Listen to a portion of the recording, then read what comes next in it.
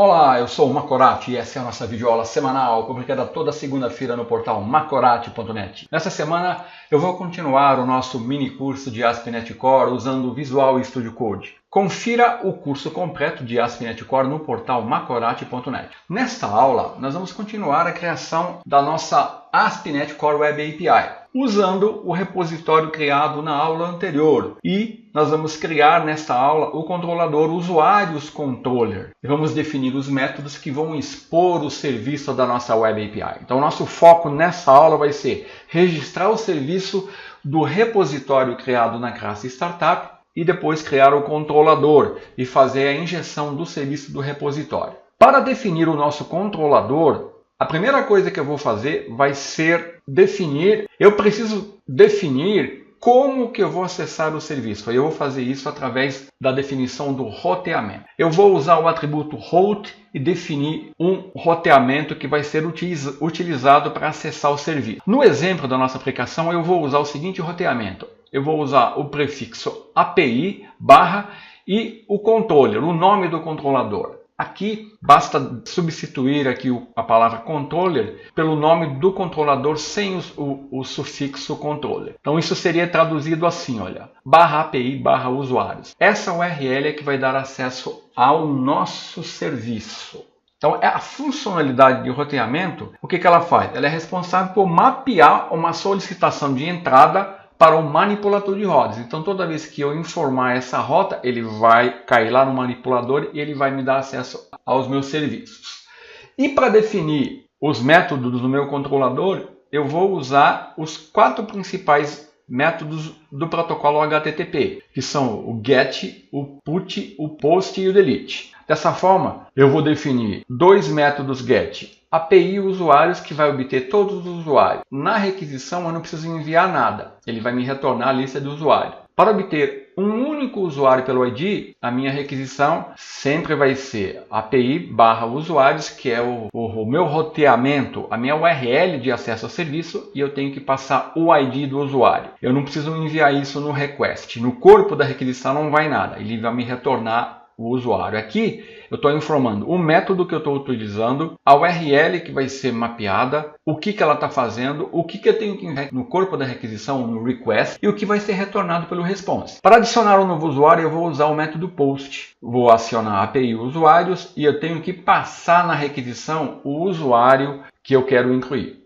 Ele vai me retornar o usuário incluído. Para atualizar, eu tenho que passar o ID, que não vai no request, mas eu tenho que passar no request os dados que eu quero que sejam alterados no usuário. Então eu passo o ID, ele identifica o usuário, e eu passo os dados que eu quero alterar, e a resposta no response não vem nada. Ele altera e me dá um código de retorno HTTP que nós vamos ver. E para deletar, da mesma forma, API usuários, passa o ID do usuário, ele vai escolher o usuário, não precisa informar nada no request, nem retorna nada no response. Esses métodos HTTP, eles são conhecidos como idempotentes. Você vai ver na literatura essa palavra. O que significa idempotente? Significa que, independente de quantas vezes você repetir esses métodos com os mesmos parâmetros, os resultados vão ser sempre os mesmos. Então, se eu der API usuários 1000 vezes, ele vai me retornar uma lista de usuários igualzinho, sem a variação. Agora que isso já está definido, os métodos, vamos abrir o nosso projeto. Eu já tenho aqui o meu repositório criado, então o que eu tenho que fazer? A primeira coisa que eu tenho que fazer, não posso esquecer disso, para mim poder usar o serviço do repositório.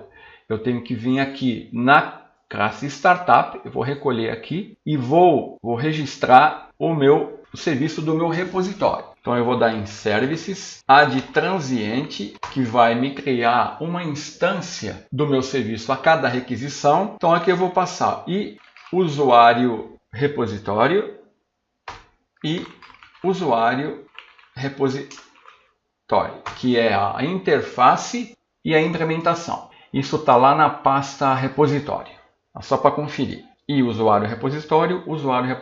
Então agora eu já registrei o meu serviço e esqueci de colocar aqui o ponto e vírgula no final. Muito bem, feito isso, agora eu vou criar o controlador. Então vamos lá na pasta controller, você vai notar que ele tem um controlador criado por padrão. Né? Então eu vou clicar com o botão direito nessa pasta e vou dar New C# Class. E vou chamar usuários controller.cs.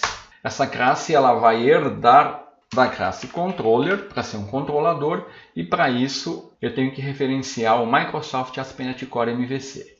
Então é aqui que eu vou definir os métodos. Eu vou definir um a um e depois nós vamos testar. Então a primeira coisa que eu tenho que fazer antes de definir qualquer método é fazer a injeção do serviço do meu repositório. Então eu vou dar um setor tab, vou copiar aqui o nome da classe, e aqui eu vou definir no meu controlador, vou fazer a injeção do meu repositório, que eu vou chamar usuário repositório. E aqui eu vou dar, aqui eu vou mudar o nome, eu vou dar aqui para ficar mais usuário repo. E aqui eu vou definir uma variável usuário repositório que vai receber a minha instância. Então aqui eu tenho que definir aqui a criação da variável underline usuário repositório. Eu vou gerar ela como sendo somente leitura. Tenho que referenciar a minha interface que está na pasta repositório. Aqui está errado aqui. Pronto. Defini o meu construtor e fiz a injeção do serviço do meu repositório. Isso é necessário porque eu vou usar o repositório para fazer as operações com os meus dados, usando o Entity Framework. Agora eu vou definir os métodos que vão expor o serviço da minha Web API. Então o primeiro método é um GET. Então HTTP GET, vamos recordar o nosso serviço, né? Vou na interface. Ó. Quero retornar todos os usuários, depois eu vou retornar um usuário pelo ID, depois eu vou incluir o usuário, atualizar o usuário e remover o usuário. Então, para retornar uma lista de usuário, então eu tenho que retornar um enumerable, que é uma lista de usuário. Opa, usuário. E eu vou chamar esse método de getAll. Aqui eu tenho que referenciar, primeiro, o System Collection Generic, por causa do enumerable, e o usuário, que está na pasta model. Aqui o que ele vai fazer? Eu vou retornar uma lista de usuários. Então eu tenho que ir lá no meu repositório, eu tenho um método que faz isso, né? O usuário repositório. Qual é o método? É o método que tem o mesmo nome, getAll. Só para recordar, olha, getAll e a implementação dele. Ele vai lá, ele vai usar o contexto do Entity Framework, vai acessar e vai retornar uma lista de usuários. O método getAll, então, ele retorna um enumerable. E o que vai acontecer aqui? Quando eu chamar esse método, o Framework MVC ele vai serializar automaticamente o objeto no formato JSON e vai gravar o formato JSON no corpo do response. E o código de resposta de retorno dessa requisição é o código de retorno HTTP 200, se não houver nenhuma exceção. Então, retornar todos os usuários já está ok. Agora vamos retornar um usuário pelo ID. Então, é um HTTP GET. Opa. Só que aqui eu vou ter que informar o ID. Então, quando eu quero passar um parâmetro, uma das formas é eu definir isso no corpo do atributo, que aqui ficou faltando o P. HTTP GET. E aqui eu vou informar também um atributo name, onde eu vou informar um nome. Isso aqui ele vai usar para gerar um mapeamento e no response do usuário que foi retornado. Eu vou explicar isso mais à frente. Então eu vou dar um public, ele vai retornar um action result e eu vou chamar de get by ID. E eu vou passar um long, pode ser um int, né? Vou passar um long, que é o ID.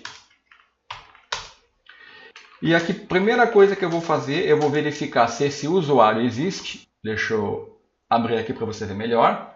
Então eu vou usar aqui a instância do meu repositório. Eu vou dar um find, eu vou passar o ID.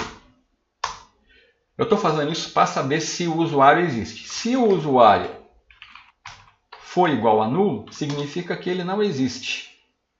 Então aqui eu já posso dar retornar um not found, que vai me retornar um código de erro 404.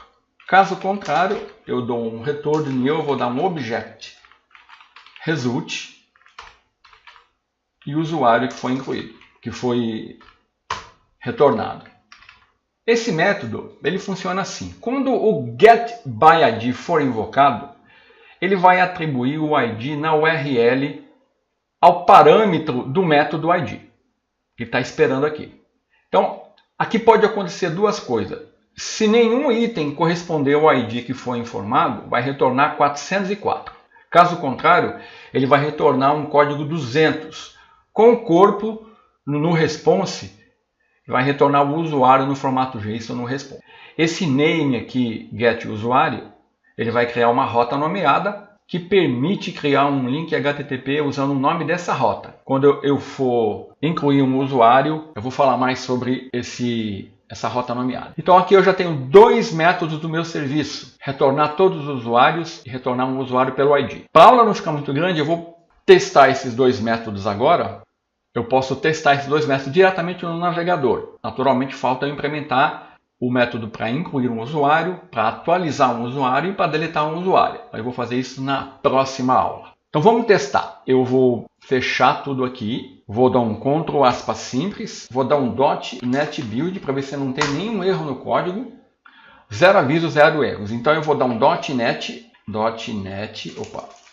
run. Ele vai levantar o servidor e eu já vou poder acessar o serviço da minha API. Só que tem um detalhe, eu esqueci de fazer, que eu lembrei agora que não vai funcionar.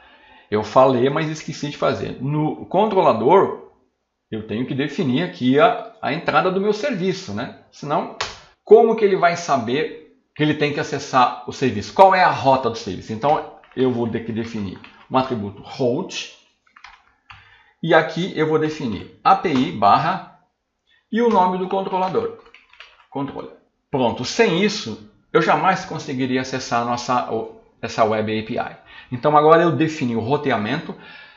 Isso foi até bom que tenha acontecido, para você perceber que sem isso, sem o roteamento, você não tem como acessar. Como o seu usuário vai saber que ele tem que acessar o teu serviço? Então aqui eu estou falando, olha, para acessar esse serviço a rota ela vai valer para todos os métodos action aqui desse controlador. API, o nome do controlador, que no meu caso vai ser API usuário. Então vou dar um .NET Build novamente, zero aviso, zero erros, vou dar um .NET Run e agora sim, vou abrir um navegador. Então para mim acessar o serviço, ó, HTTP, vamos esperar o serviço, olha lá, ele já levantou, está escutando na porta localhost 5000. Então vamos lá, http localhost 5000. Se eu fizer, para mim acessar a minha API, eu tenho que informar API usuários. Nesse momento, o que ele vai fazer? Ele vai procurar o get API usuários, eu não passei nenhum parâmetro, ele vai identificar esse método. Ele vai chamar o getAll. E no getAll ele vai fazer o quê? Ele vai lá no meu contexto e retornar uma lista de usuários no formato JSON que vai ser exposto no navegador. Naturalmente ele está indo lá no meu banco de dados. Meu banco de dados que eu estou usando aqui, ele está hospedado num servidor lá nos Estados Unidos. Então pode demorar um pouquinho para retornar, mas vamos lá. Eu já mostrei os dados na aula anterior. Então se tudo der certo, ele vai acessar lá e vai retornar. Olha aqui, ó, no formato JSON, os usuários. Se eu quiser um usuário pelo seu ID, eu vou pegar o usuário 3, que é esse aqui, ó. Olha lá. Então, os meus dois serviços implementados já estão funcionando. Eu consigo fazer o teste no navegador.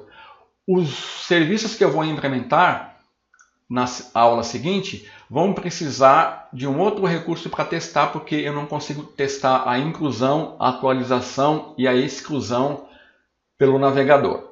Então, era isso que eu queria mostrar nessa aula. Até a semana que vem.